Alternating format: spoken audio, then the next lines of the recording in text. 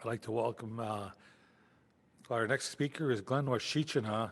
Glen is from the Sioux Valley Dakota Nation, Wipazukawakpa in Manitoba, Canada. After a career in journalism, he moved it, he moved to the United States and became an educator focusing on the Dakota language and the history. Presently, he teaches at Minnesota State University in Mankato and other Dakota communities and organizations. Glenn serves as a lead translator, cultural advisor for a scholarly edition of Dakota Letters, funded by a 2-year grant from the National Endowment for the Humanities. Let's welcome Glen Wasicuna. How? Washitedo.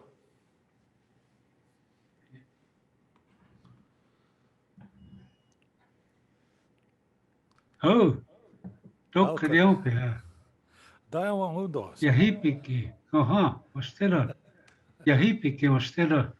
Yeah. I think we can Today, get started. we're going to talk Wanaido. about the language. Oh,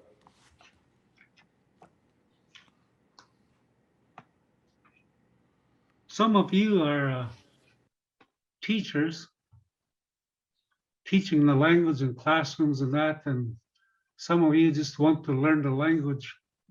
And I'm going to share some examples and ideas with you. Everybody has their own way of teaching. I respect that. So we will begin now.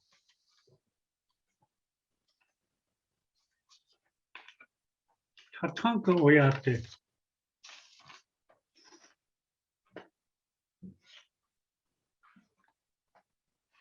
We have a little park over here, Minneopa Park. They started off with 14 or 15 Tatanka. Now there's over 30. And every year there's babies born, and here there's 7 of them. It reminded me of when I first started teaching, and students will start speaking in Dakota, and I will cry. When I hear somebody speaking the language, I cry. I didn't know why. Until one year, one of the students said, "You cry because we are your children. We are babies. We are just learning how to speak." So I understood then why. So I wanted to share that with you.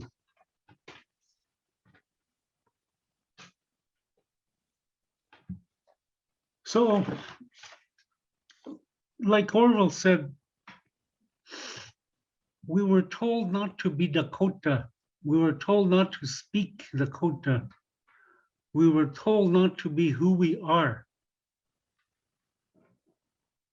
So what do we do?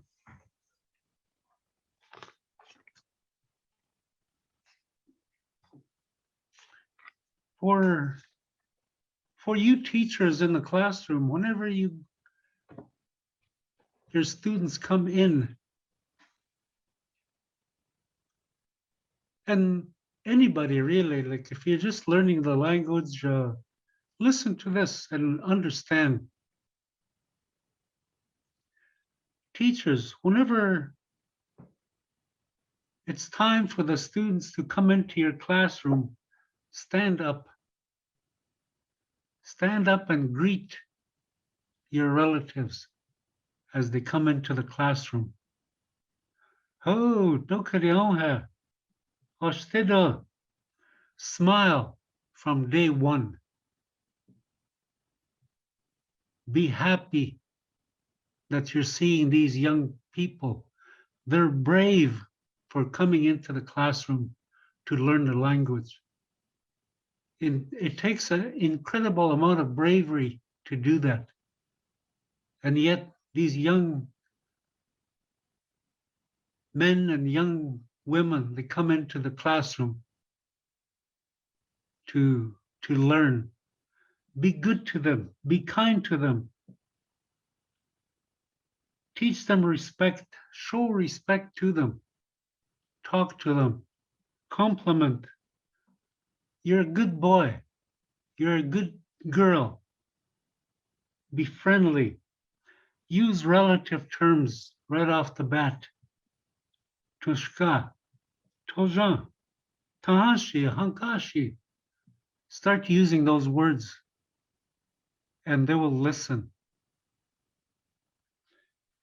Okay, now I want you to, we're going to do a little group activity here to explain the language. You have to know the language and you don't have to explain it to the students, but if you have to, you need to know about the language.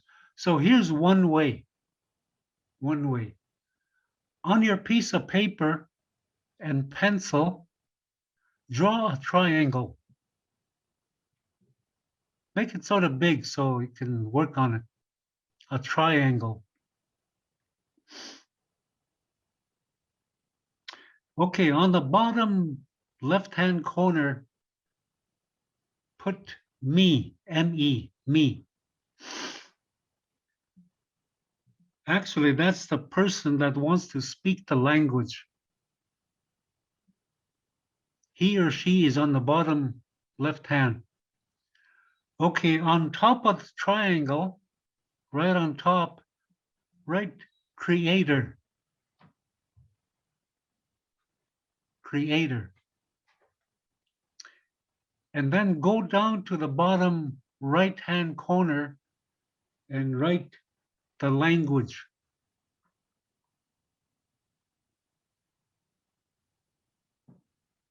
Okay.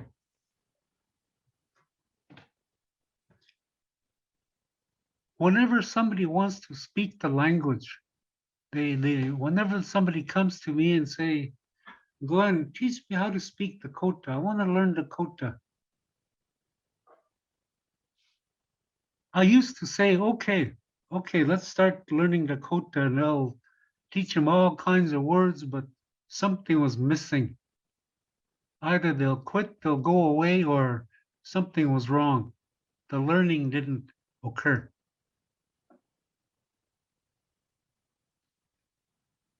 So I thought back, like Orville said earlier, the language is sacred. Dakota I apiki wakan. And then I used to wonder what makes it wakan? What makes it sacred? And then I realized that it's wakan because it comes from the creator. He's the one that made the language. So when you want to speak the language, you talk to him. You say, I want to learn the language now. I want to come home.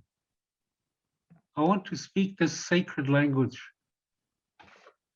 And he will look at you to see, to determine if you are ready to learn the language. Remember all those positive things that Orville talked about? If you live like that, practice those, the creator will see, and he would go down and talk to the language. He would say to the language, there's a person down there, I think he's ready to accept this sacred language. You go and see him. So the language looks at you to see if you're ready to speak the sacred language.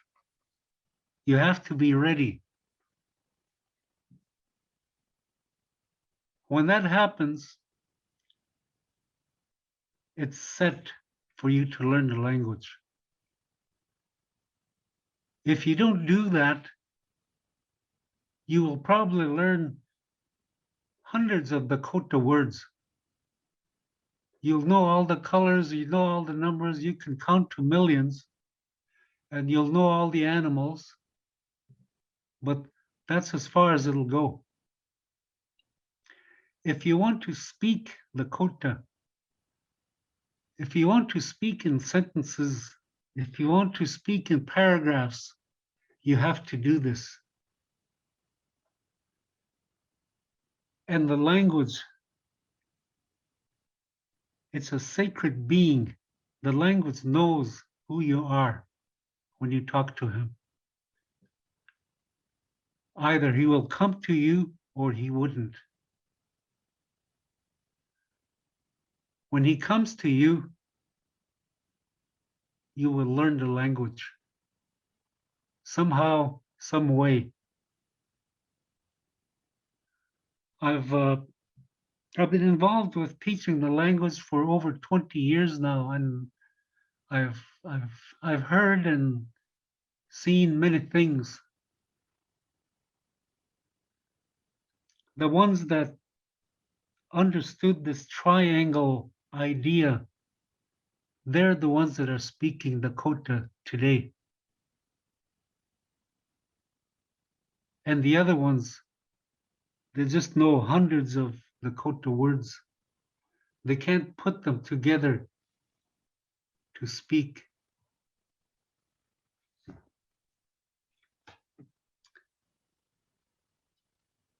The language, it's been said that the language will disappear. The Dakota language will disappear. It will go away, and it's not like that. How could a sacred being go away? How could a sacred being die? The Dakota language is waiting for you to do all the Dakota traditions, follow them. It's waiting for you to do that. And then he will come and you will speak Dakota. Again, it's not dying, it's not going anywhere, it's waiting. It has waited all this time. We said that we came up with a bunch of excuses not to speak the language. Racism, discrimination, no class, no money. The best one I heard so far is I can't speak the Dakota language because I'm a linear learner. I don't know what they meant, but I always remember that. So remember, the language is waiting for you.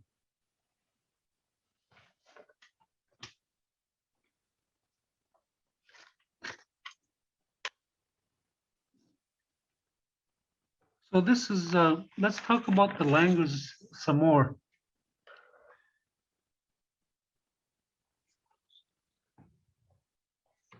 Can you share your screen?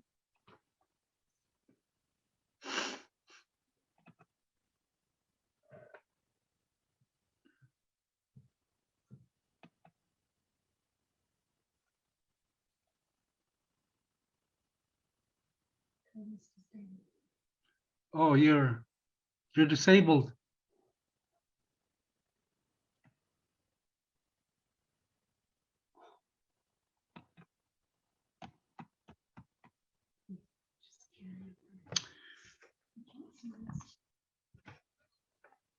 Okay, I said after teaching this language for a long time, I've seen many different things and I experienced a lot of different things. And one time Okay. I had a contract to teach the Dakota language, and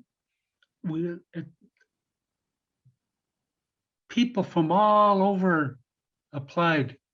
and we had to narrow it down to 7. Four men and 3 women. They were all professional people, like they were experienced, they had jobs and they had everything. The only thing that was missing in their lives was speaking the language, speaking Dakota. So they came. We picked 7, and they came. And at the beginning, it was awesome. Like they bought different coffee every morning, pastry and gifts, and they greeted each other, and it was good for about 5 or 6 months. And then something happened. I don't know what, but they started sitting. 2 of them will sit over there talking about these 2 over there. And these 2 will be talking about those people over there, like that. And we didn't know how to handle that. But we kept on teaching them. It got worse. Finally, about a year into the program, we said, we're going to test you. We want to know how much you've learned. Go home, pick a topic, and come back tomorrow and speak to us in Dakota for 15 minutes tomorrow. So away they went. Next morning, the first one came in, and he stood in a doorway, and he said, "Oh, Tom, emakiapido?" And his eyes or his ears turned red, his face turned red, and he was looking down at the floor. This intelligent, professional person turned into that. He was unsure. He was afraid. He didn't want to look up. What happened? After a year of the Dakota language class, seven hours a day, 5 days a week, all he could say is, "Oh, my name is." What happened? I started to think about that. But a month later, there was another Dakota language program going on, and the instructor asked me to come over and help him test his students.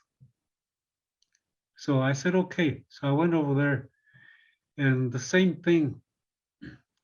The first person that walked in was a young white girl, and she greeted me in Dakota. She told me about herself, where she lived, what she did, how she what she likes, and she told me about all her parents and relatives and where they live, what they do, and what they like and everything. And then she finished her presentation by talking about her pet rabbit, what kind of rabbit it is, what it likes to eat, what it likes to do, how it looks like. And she spoke for 20 minutes in Dakota without stopping. So again, I was confused. I didn't know what happened. But we kept on teaching. One night I had a dream. I woke up. I was really scared. I thought I was going to have a heart attack. I opened the window and I started breathing fresh air and sort of calmed down. And then this idea was in my head. The following days, I tried to write, but it was too powerful. I couldn't write it. I couldn't write it exactly the way I dreamt it. So what I did was I came what I call the circle concept. There's a big circle, and then there's inside that circle, there's another circle, and then inside that circle was another circle. So there's 3 circles. Now, the outside circle has all the positive things in this world: kind, proud, respectful, sharing, on and on like that. And that's how those Dakota students that came to us to learn the language, that's how they were. They were positive people. They were smart in society. They can work. They can function in society like that.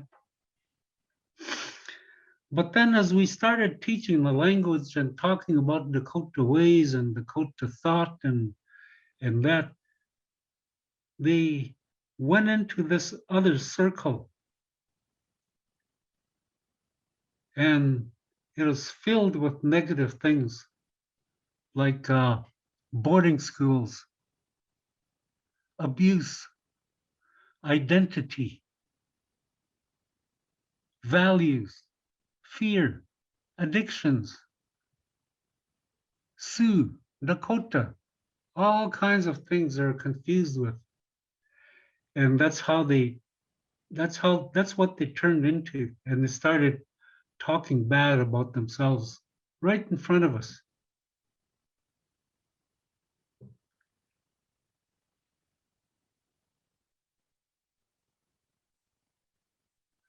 The good thing that happened was the more they talked, the better things got. For example, if somebody was unsure about uh, uh, boarding school, she talked about boarding school and understood what it was and how it affected her and her family and everything. It went away. She had understanding of the boarding school, and it was replaced by a positive thought.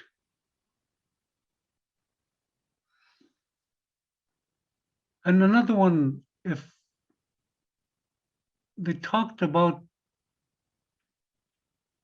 addiction, they talked about it. The more they talked about it, the sooner it went away and turned into a positive thing. So by the time they were done,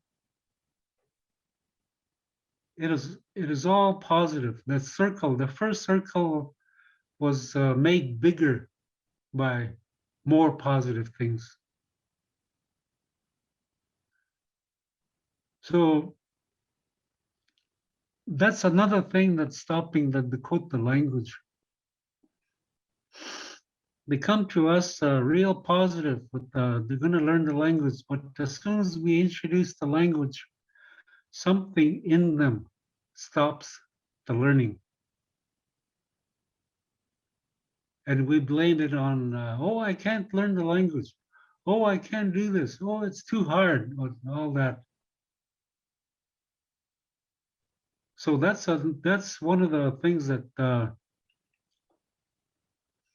stops the learning. My uncle, Otakute, he said one time, once you stop using relative terms, the language will go away. Think about that. Do we use relative terms? Tahashi, unkan, kunshi, rikshi, tui, chie, misunka. Do we really use them? Think about that. Again, Otakute said, once we start using relative terms, the language will go away.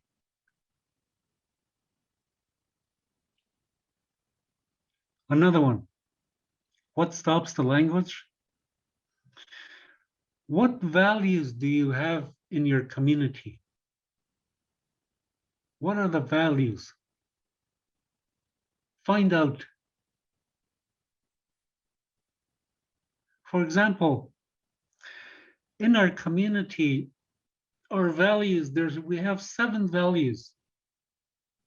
The first one is wo inina, silence. And the 7th one is bravery, wo aditika. There's a reason why wo inina and wo aditika are placed there. In between, there is woachia, woa ohoda. You have to go in order. We have to go in order. If we don't do the first one, we can't get to the second one. If we do the first one and the second one, we can go on to the third one like that. Find out in your community, what are the values? How do they work? Find out and then teach that.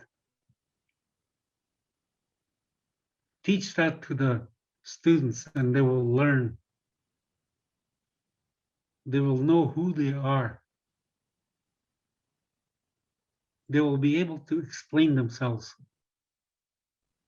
who they are as Dakota people.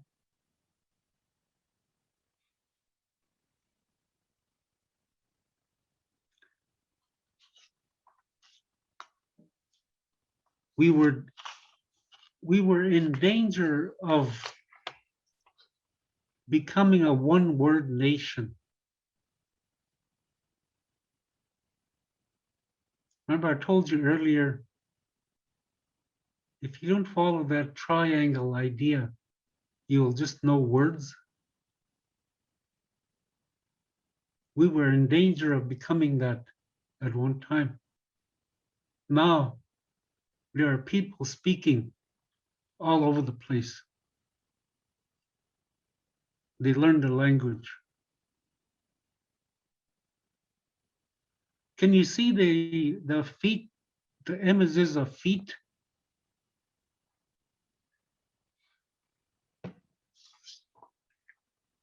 I guess you can't answer me. They can't see the PowerPoint. Actually, sorry to cut you off, Glenn. You can share your screen. Okay. I can't? You can, yes. I just fixed it for you. Apologies. Oh, okay. Thank you.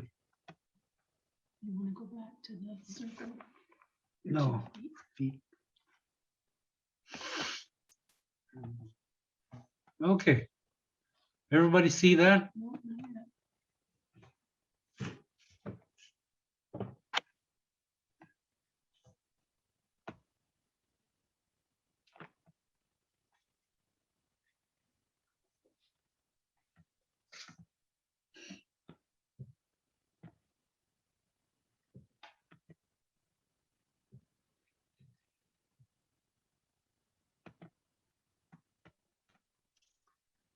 Sorry, just wait a few minutes. I'll get it done.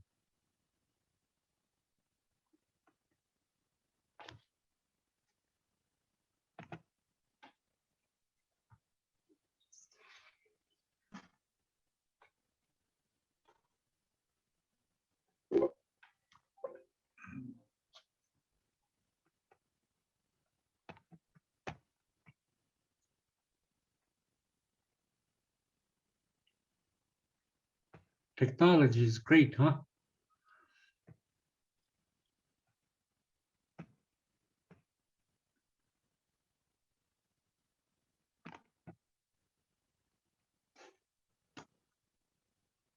Okay. Can everybody see that now? It says they are looking to us. They, See those- you'll need to share your screen again. We don't see the PowerPoint.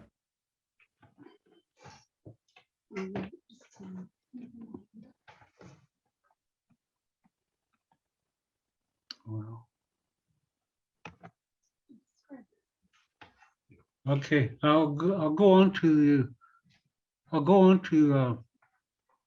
learning the language.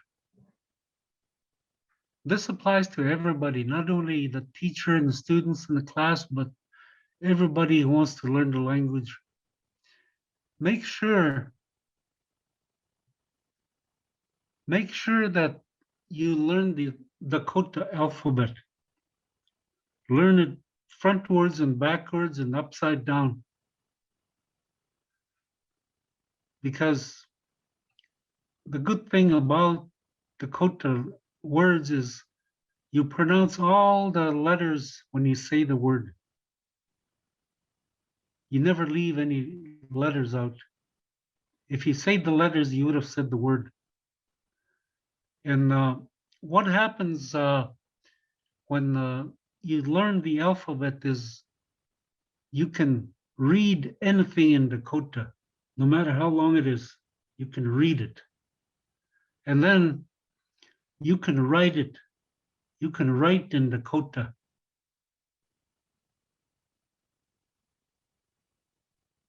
And you get confidence with that by if you learn the alphabet.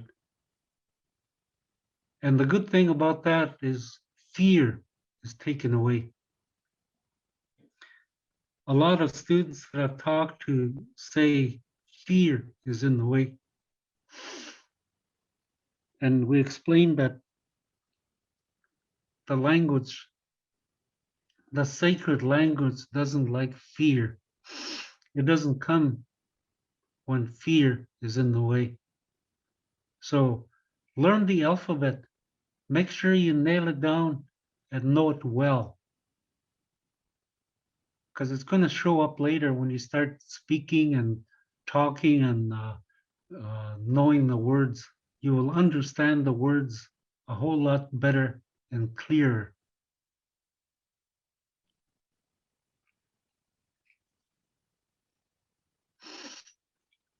Teachers and in the classroom, this is for you.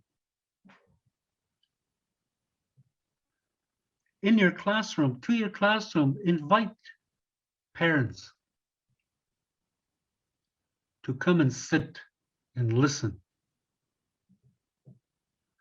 The students try harder when somebody is in the classroom. Invite somebody on occasion to come and sit in on your class, a parent. They don't have to say anything, but just to be there.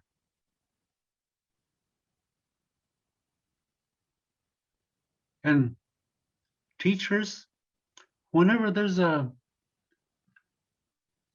parent-teacher day, be visible. Move yourself out into the hallway. Sit right outside your door and be visible. Talk to people as they go by. Speak in Dakota. Have some students speak in Dakota. It works. I've tried that. And teachers, send notes home to the parent,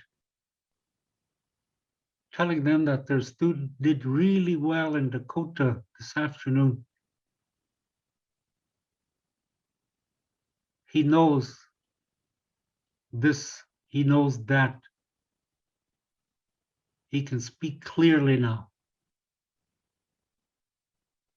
Do that, and the parents will like it. You will be part of the community, and they will like that.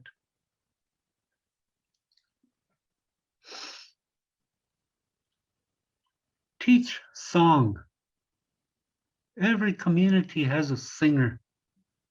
Invite that singer to your classroom and have him sing a song.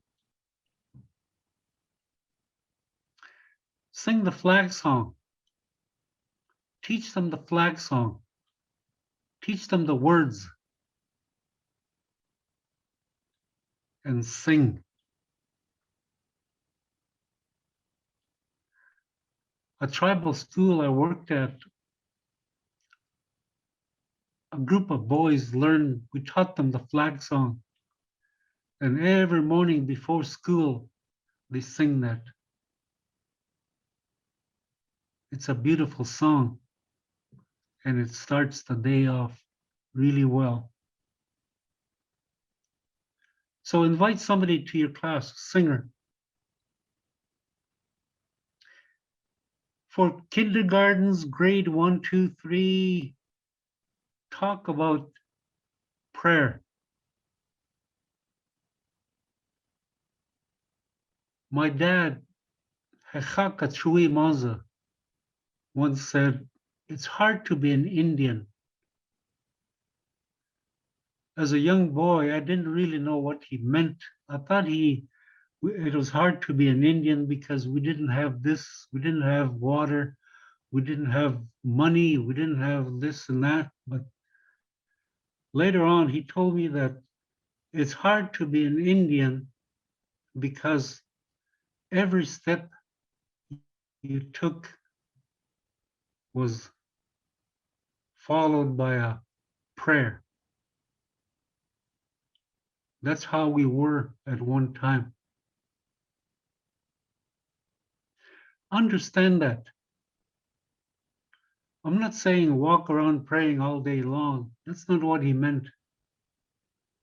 Make prayer a big part of who you are. Today, it's hard to do that. But that's the Dakota way. That's how it was. That's how we were at one time. Go back to that.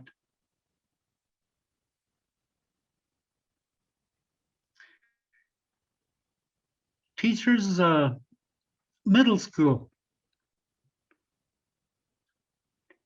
talk to them about prayer too, and song.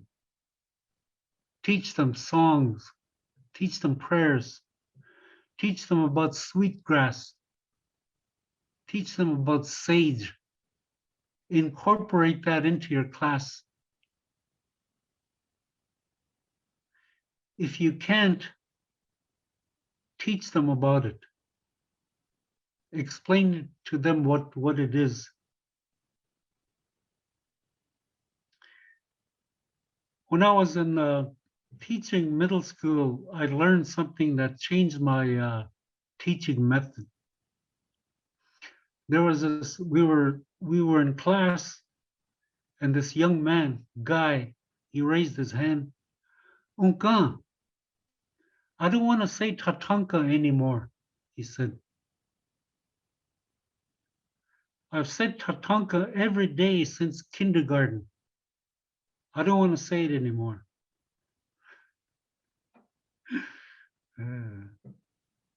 So now, what I do, yes, we teach them how to say Tatanka, but tell me something about Tatanka. Tell me something about Tatanka in Dakota.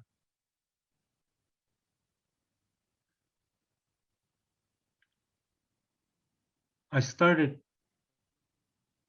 to teach them how to speak in sentences now. Talk about sentence structure. Tell them how to say one, a dog, shunka one. Tell them how to say the dog, shunka ki. And add something to that. Shunka ki sape. The dog is black.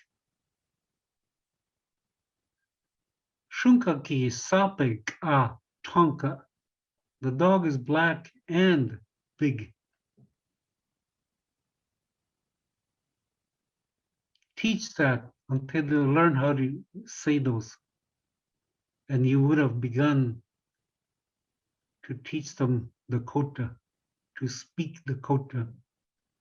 And in high school, they would have learned, when they get to high school, they would have learned how to make sentences, how to speak in sentences, and then go on to speaking in paragraphs. They should be able to explain things.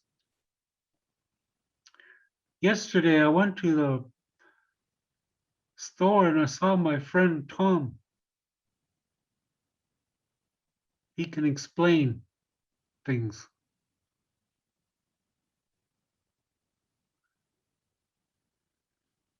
Teach them how to conjugate verbs. The best one for me is Dakota. Dakota. He or she, Tom Dakota. Damakota. I am Dakota. Danikota. You are Dakota. Danikotapi. You all are Dakota. Daunkotapi. We all are Dakota. And Dakotapi. They are Dakota. Introduce that and start teaching them conjugation, and they will learn. Go slow. Don't rush. Speak softly. Be friendly. Smile. Be kind when you're teaching them. And they will respond.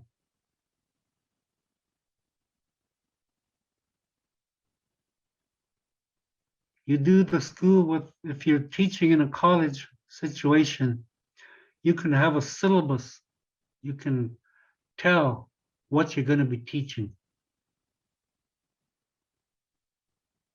Be flexible.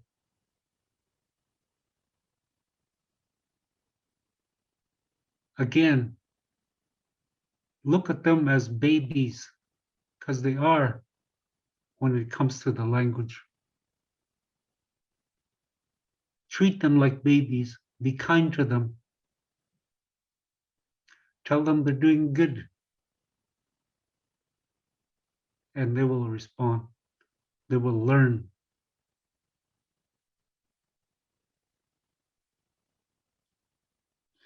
If you're teaching community level adults, you do the same.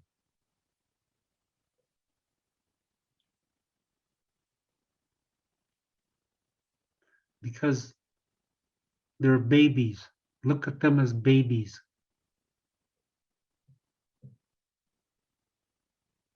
Teach them.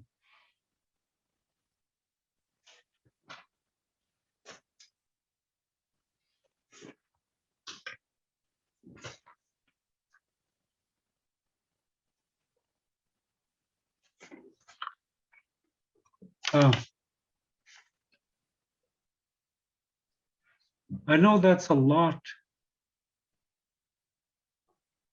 that I just went through, and it takes a long time to describe how to teach. You all have your own way of teaching. These are examples that I'm sharing with you. I'm not saying this is how to teach. I'm giving you example and I'm sharing with you. So you have your own method, but be kind. Look at their students as babies and teach them.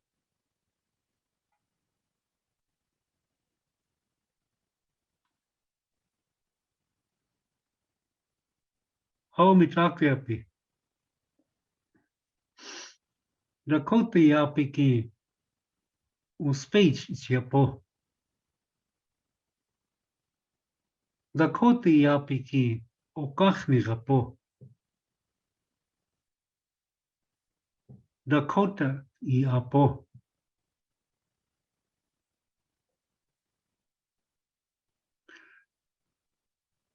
Hoana, wo I was already happy ni cheche.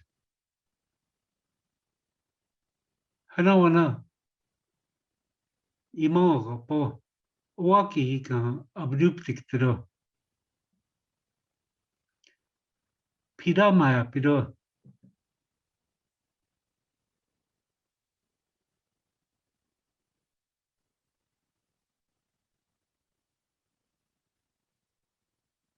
Okay, my relatives, learn the language, learn the Dakota language. Understand the Dakota language and start speaking the language.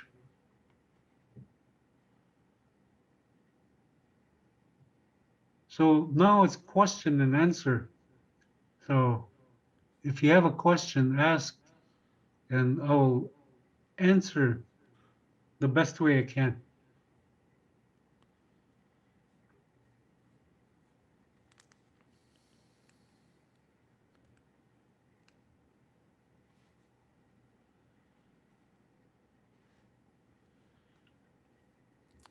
Yeah, we got one question here. It's just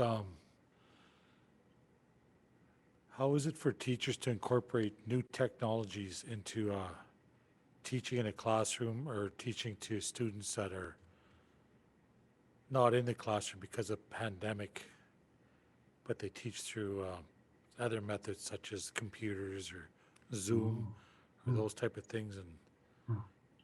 what is your thoughts on those type of Oh. situations? I taught the Zoom this past year. I never had any experience with Zoom. I thought it was going to be a nightmare, but I really liked teaching through Zoom. And I did all the things that I did in the classroom through Zoom. And what really helped was prayer. You ask the Creator to look to the classroom. We are trying to learn the sacred Dakota language. Come and help us. You have your own, everybody has their own way of prayer, but begin with that and everything will go well.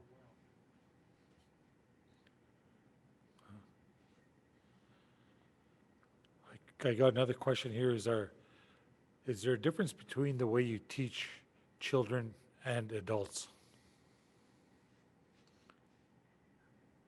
Not if they don't know a word of Dakota.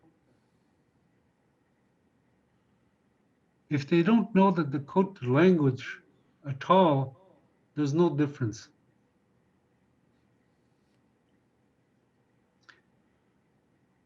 Begin with the alphabet. Teach them the alphabet. And then introduce words. Challenge them to say the word using the alphabet. And they will learn. Make sure you challenge your students every day. Encourage them to say something in Dakota and they will learn. A lot of students used to come to my class and just sit, teach me the language, and I'll just sit here. And they never learned. But now I teach them and then I challenge them the next day. What did we learn yesterday? Tell me those words that we learned yesterday, and on like that. And everybody learns. Another question we have is, what happens if students don't ask questions? You ask the question. You ask them. And then do this from day one. Don't start it in the middle of the year. From day one, start doing that. And explain to them that the Dakota language is an oral tradition. It means you speak all the time. You explain things, you tell things, you ask things. It's an oral tradition. And the more you talk in class, the more you will learn. Explain those to them and they will do that.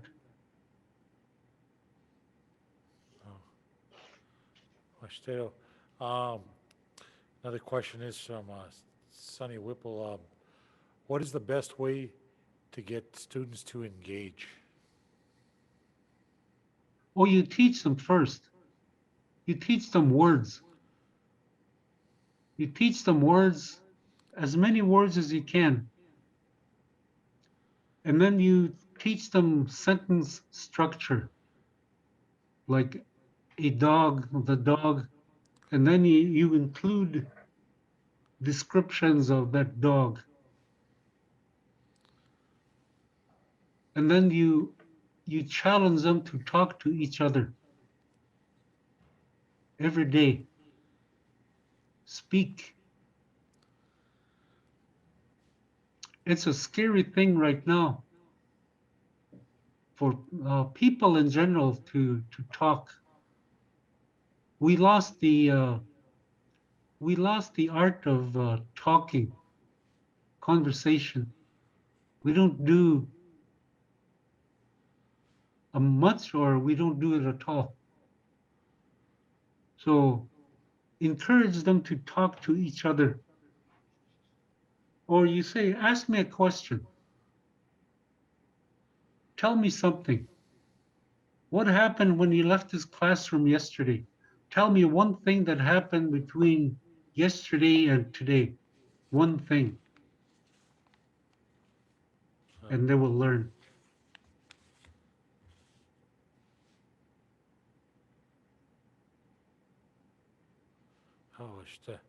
Oh, another question is, what are your thoughts on TPR and other language methodologies? What works best for Dakota, in your opinion? Understand TPR. Understand it.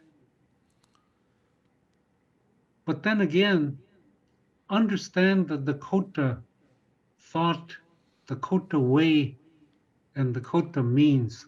Know both of them. And then use that. Don't just use one. You can learn from TPR. But then put Dakota thought in there. The Dakota way.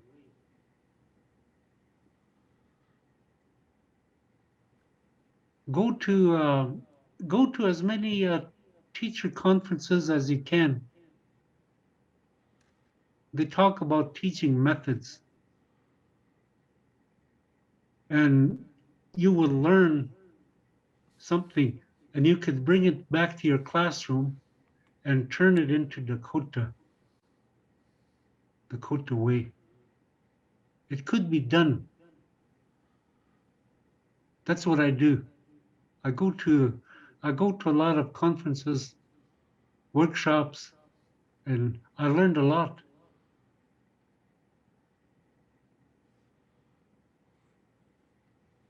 Okay. They got questions on those diagrams, if they're available, or if we Oh. can make them available, because a lot of people want to see those diagrams that you were showing earlier. Yeah, I really wanted to share that circle concept idea because there's a lot in there, and if you understand that, you will see and understand what's going what's going on in today's world. It's relevant. And it's contemporary. It's what's happening in today's world. You will understand. It'll make you a better teacher.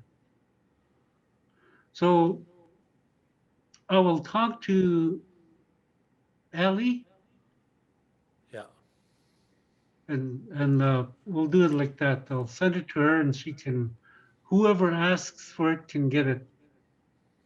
And then, if you have some questions about it, I'd like to talk to you about it. Sorry, it didn't come up. I was really wanting to explain that.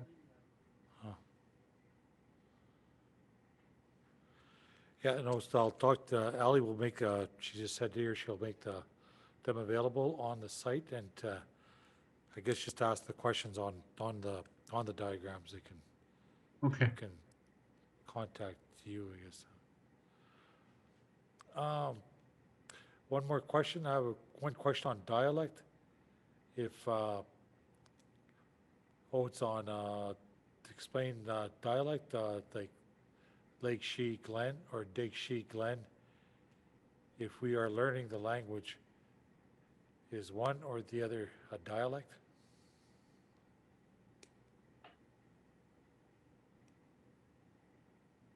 To me, when it comes to relative terms, it doesn't matter.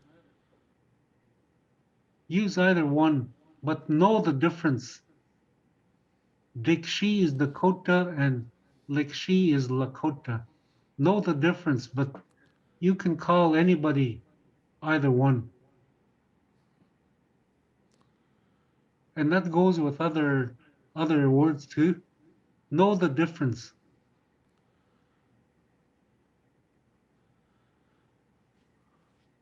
Okay, we're finished our presentation. Is there any words or any last comments that you want to say before we leave for the day? Oh, yeah. Oh.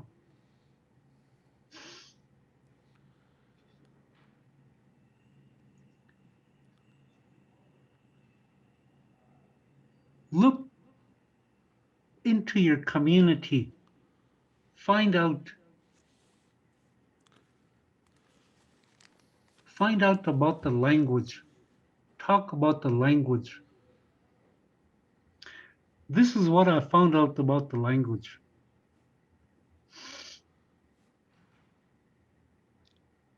The Creator made the language for you to speak to Him first. He made the Dakota language so you can speak to Him. And then you can talk to all your friends and relatives. That's number one. And then number two, when you speak the language, when you speak the Dakota language, speak from the heart.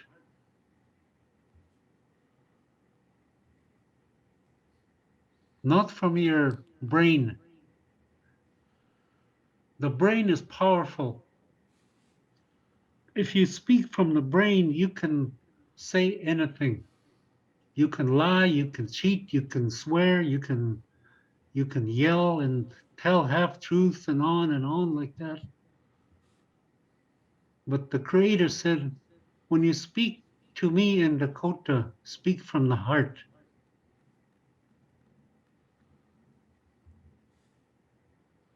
So again, that falls into what Orville said earlier. Take care of your heart. Be well. Make your heart strong. And you can speak well from there. So I wanted to share that with you. If there's any more questions, I'll be glad to answer.